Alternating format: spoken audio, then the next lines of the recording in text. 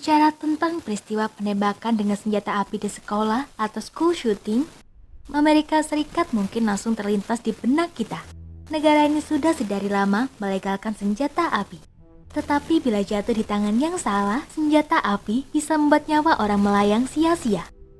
Dari sekian banyak kasus penembakan di sekolah yang pernah terjadi, manakah yang paling parah?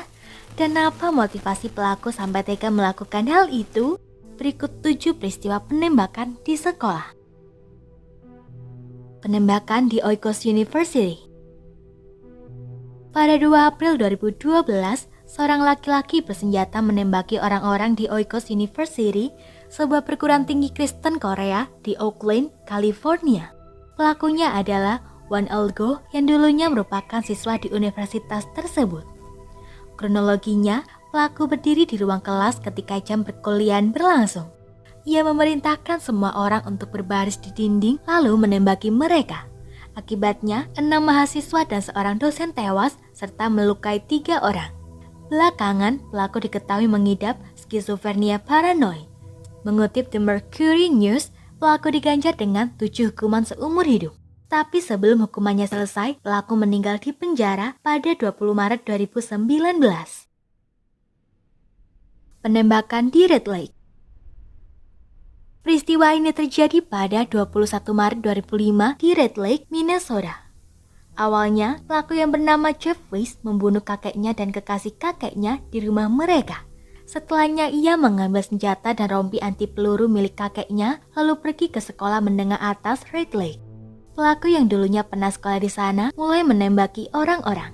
Korban tewas jumlahnya 7 orang yang terdiri dari penjaga keamanan, guru, dan 5 siswa. Dan ada 5 orang lainnya yang terluka. Setelah polisi tiba di lokasi kejadian, mereka terlibat baku tembak. Pelaku terluka, kemudian memutuskan bunuh diri dengan menembak kepalanya di ruang kelas. Dilansir ABC News, yang tewas berjumlah 10 orang, termasuk pelaku, kakeknya, dan kekasih kakeknya. Penembakan di Umpqua Community College. Umpqua Community College di Oregon menjadi sasaran penembakan pada 1 Oktober 2015. Pelakunya adalah laki-laki berusia 26 tahun bernama Chris Harper Mercer yang terdaftar di kampus itu. Ia menembak mati seorang asisten profesor dan 8 mahasiswa di ruangan kelas serta melukai 8 lainnya. Kemudian ia memutuskan mengakhiri hidupnya dengan menembak kepalanya sendiri. Berdasarkan keterangan ibunya dalam laman Los Angeles Times, anaknya memang didiagnosa dengan sindrom Asperger. Sebelumnya pelaku rutin minum obat, tetapi berhenti di usia 18 tahun. Dalam kondisi mental yang tidak stabil, pelaku justru memiliki 9 senjata api termasuk sebuah assault style rifle. Bahkan ia pernah menodongkan senjata ke ibunya sendiri. Penembakan di Santa Fe.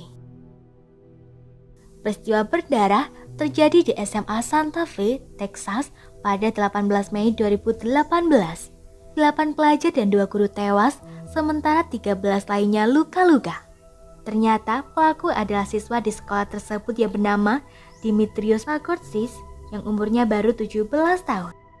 Saat beraksi, ia menggunakan senjata api milik ayahnya. Pelaku sempat melepaskan tembakan berulang kali ke polisi sebelum akhirnya menyerah. Dimitrios mengaku bahwa dirinya bermaksud membunuh teman sekelasnya yang tidak ia sukai. Bagaimana kabar terakhirnya? Berdasarkan update terbaru dari New York Post pada 11 Februari 2022, persidangannya berulang kali ditunda karena pelaku dianggap secara mental tidak layak untuk diadili menurut evaluasi medis. Tentu saja, ini membuat keluarga korban gusar dan frustasi. Penembakan di Marjory Stoneman Douglas. Kali ini lokasi kejadian berada di SMA Marjory Stoneman Douglas di Florida. Pada 14 Februari 2018, Nicholas Cross yang berusia 19 tahun menembaki pelajar dan staf yang ada di sana. Akibatnya, 17 nyawa melayang dan 17 orang lainnya terluka. Pelaku membawa senapan semi-otomatis gaya AR-15 dan beberapa magasin atau tabung berisi peluru. Dengan senjata itu, pelaku mulai menembaki semua orang di dekatnya dengan membabi buta. Setelah diusut, Rupanya Nicholas telah menunjukkan perilaku kekerasan sedari lama.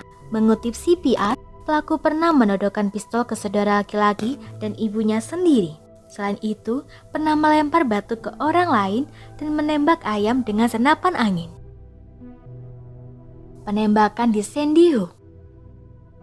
Peristiwa penembakan selanjutnya terjadi di sekolah dasar Sandy Hook di Connecticut pada 14 Desember 2012.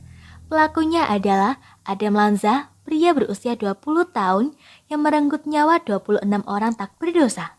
Korban terdiri dari 20 orang anak-anak berusia 6 hingga 7 tahun dan 6 anggota staf. Sebelum menuju sekolah, ia membunuh ibunya terlebih dahulu. Pada akhirnya pelaku memilih bunuh diri dengan menembak kepalanya. Berdasarkan hasil investigasi, pelaku diketahui tidak menggunakan obat-obatan atau narkoba yang bisa mempengaruhi perilakunya. Tetapi penyelidik menemukan bukti pada komputer pelaku, yaitu artikel seputar penembakan massal yang pernah terjadi sebelumnya. Sementara menurut keterangan dari mantan gurunya, pelaku menunjukkan perilaku antisosial, jarang berinteraksi dengan siswa lain, serta terobsesi menulis tentang pertempuran, perang, dan kehancuran. Penembakan di Virginia Tech. Ini adalah peristiwa penembakan di sekolah yang merenggut nyawa paling banyak, yaitu di Virginia Tech pada 16 April 2007. Pelakunya Sung Hee Cho, penduduk Amerika Serikat keturunan Korea Selatan.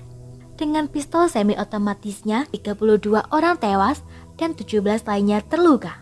Ketika polisi datang ke lokasi kejadian, pelaku memilih menembak kepalanya sendiri.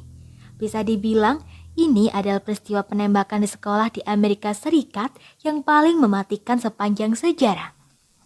Seperti apa latar belakang pelaku? Ternyata, pelaku adalah imigran yang mengalami diskriminasi dan rasisme karena ia berasal dari Asia. Kemarahannya selama ini dipendam menjadi bom waktu dan akhirnya meledak.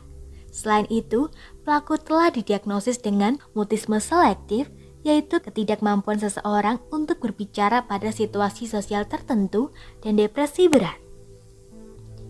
Itulah beberapa peristiwa penembakan di sekolah dan universitas paling parah yang pernah terjadi. Dapat disimpulkan bahwa kebanyakan pelaku memiliki masalah kejiwaan yang mendorong akal brutal tersebut. Semoga informasi tersebut dapat bermanfaat. Jangan lupa untuk klik subscribe untuk mengetahui video terbaru dari kami.